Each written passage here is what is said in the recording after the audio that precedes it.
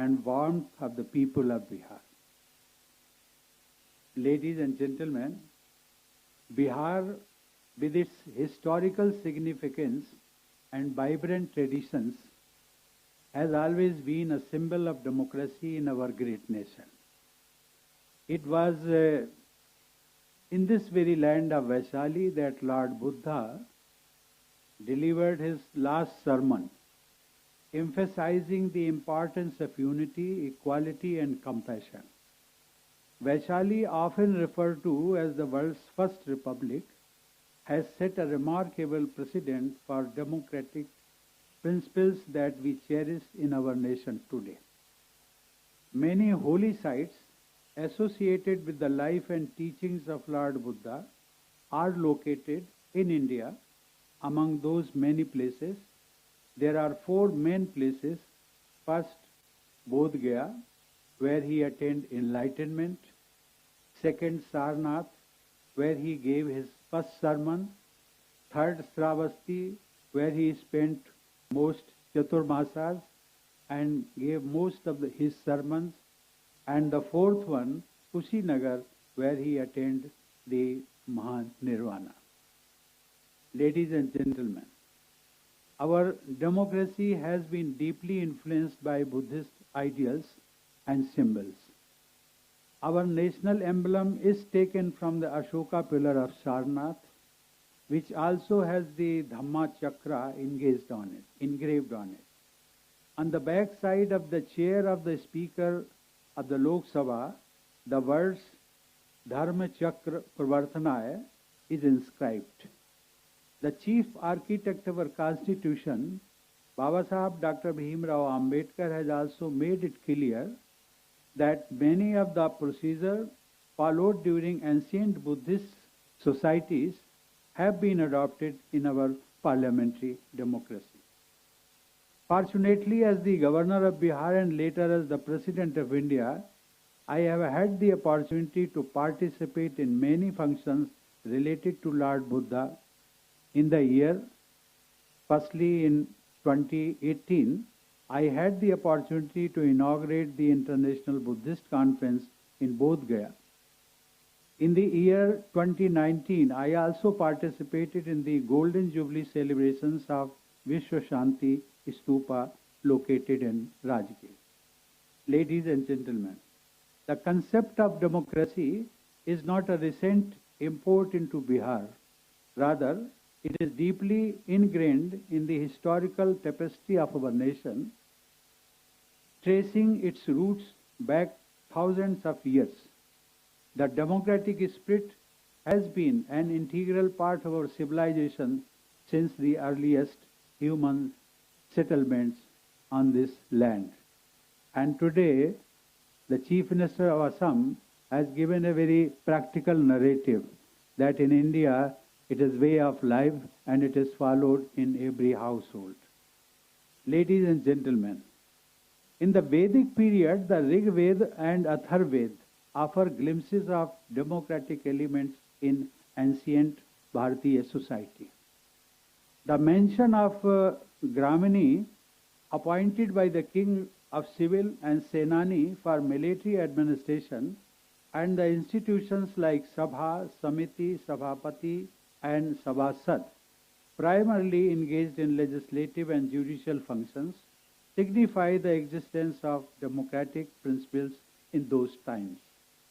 Similarly, deep in South India, in the little town of Uthiramerur, the inscriptions on the walls of a temple from 1,000 years ago, made by a ruler, Parantak Chol, first stand testimony to the practice of democratic elections and local self-governments.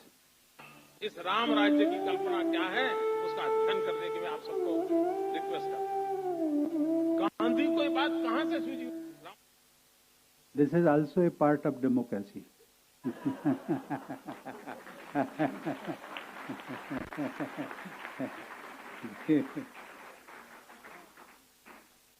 These inscriptions describe the eligibility for selecting candidates, the method to conduct fair elections and the verification processes. Candidates were selected to manage the village's affairs, highlighting the democratic roots of our society.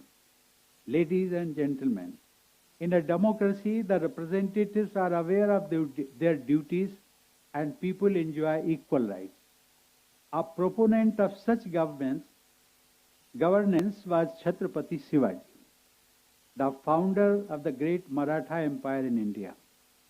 On his coronation, he appointed Ashtapradhan, or 8 ministers, who represented his governance through decentralization. He stated clearly that even the king could not overrule their council, emphasizing the importance of checks and balances in a democratic setup. Dr. B.R. Ambedkar, the architect of our constitution, drew inspiration from Buddhism to shape our democratic framework. He pointed to the Vinaya Pitaka, a Theravada Buddhist scripture which regulated the proceedings of monks and included rules for debates, motions, and voting through a secret ballot system in their sanghas. This historical link reinforces the deep-rooted nature of democracy in India.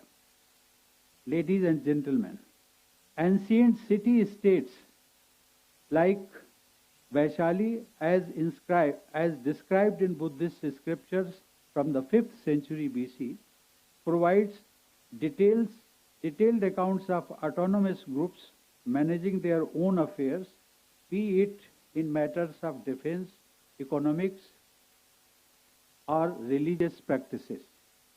These organizations were known as Gana or Sangha, underscoring the democratic essence of governance in ancient times. Despite the winds of modernization, India, that is Bharat, has preserved its ancient civilization. It has maintained a continuity of cultural and political ideals, providing strength and resilience throughout countless centuries.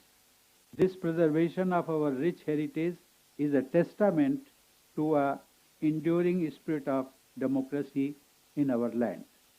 Ladies and gentlemen, following our independence from British colonial rule in 1947, we adopted a forward-thinking constitution that guaranteed fundamental rights, defined the duties of its citizens, outlined the powers and functions of the state, and established an independent judiciary. This constitution stands as a testament to our commitment to democratic principles and governance. Bharat represents nearly every major religion and houses a vast diversity of races. With over 1,600 dialects spoken across the country, we embody unity in diversity. This remarkable amalgamation of cultures and languages is a testament to the strength of our democracy. In a world where nations are fragmenting into micro-entities, often with dire consequences, and Ukraine and Russia are the most, we can say, present examples, Bharat stands as a shining example of resilience. Our culture has made us a vibrant democracy where people from all walks of life coexist harmoniously, upholding the democratic way of life as a natural phenomenon. Moreover, in India, democracy is a celebration. The latest national elections of 2019, I would like to illustrate something about elections, were conducted across deserts, forests, monuments, mountains, remote villages, and mega cities. No area, however remote, was left out of the elections. Nearly 1 million polling booths were set up to ensure that all citizens had caste access to vote. Care was taken to locate the polling stations in such a manner that no voter had to walk more than a kilometer to reach the booth to cast their vote. India has developed its own technologies like the electronic voting machine since the mid 1990s. With this, the results of the world's largest election are counted without errors in just one day. All these developments make it clear why Indian democracy is a story of success. Ladies and gentlemen, before I conclude, I would like to congratulate the Indian Council for Cultural Relations for organizing the Vaishali Festival of Democracy. This celebration rightly acknowledges the significance of Vaishali, the world's first republic. It reminds us of our rich democratic heritage and inspires us to continue upholding the principles of democracy in our great nation. Thank you. Jai Hind. Thank you so much, sir, for your words of wisdom and light. Honorable former President of India, Shri Nath Kovind ji. And now, I invite our Honorable Governor of Bihar, Shri Rajendra Vishwanath Arlekar, to sensitize us all about the importance of democratic ideals. Honorable Governor of Bihar, Shri Rajendra Vishwanath Arlekar ji.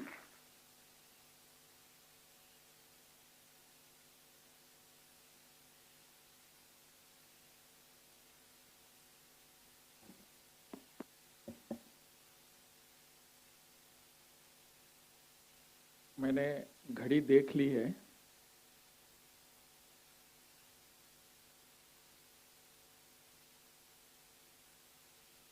Vaishali democracy festival और Vaishali festival of democracy, इस कार्यक्रम में हम सभी आज सम्मिलित हुए हैं और ऐसे इस शुभ अवसर पर मंच पर उपस्थित हैं। अभी अभी जिनका हमने मार्गदर्शन सुना, उद्बोधन सुना, हमारे पूर्व राष्ट्रपति आदरणीय श्री रामनाथ कोविंद जी,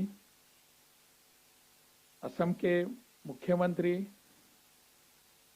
जिनके पॉपुलैरिटी के बारे में मैंने कुछ कहने की आवश्यकता नहीं है, ऐसे हमारे मित्र श्री हेमंत विश्व शर्मा जी, बहुत ही सटीक पद्धति से हमारे सामने विषय रखा, जनतंत्र, गणतंत्र, लोकतंत्र के बारे में। ऐसी हमारी मंत्री जी आदरणीय श्रीमती मीनाक्षी लेखी जी, जिन्होंने इस कार्यक्रम का आयोजन किया है और बहुत ही अच्छे ढंग से कार्यक्रम किया है, बहुत ही अच्छा अवसर लेकर किया है।